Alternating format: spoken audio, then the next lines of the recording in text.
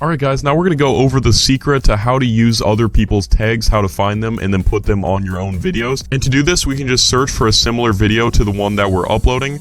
And in our case, it is YouTuber Conspiracy Theories. And then we can just find a video with a lot of views. You might not want to use videos with people from like 4 million subscribers like this person right here, or this person with 18 million subscribers, because these people don't have to try that hard to actually get views on their videos, and this is because they're already gonna rank because they have so many subscribers. So what you're gonna want to do is find people with not many subscribers who are getting a lot of views on their videos.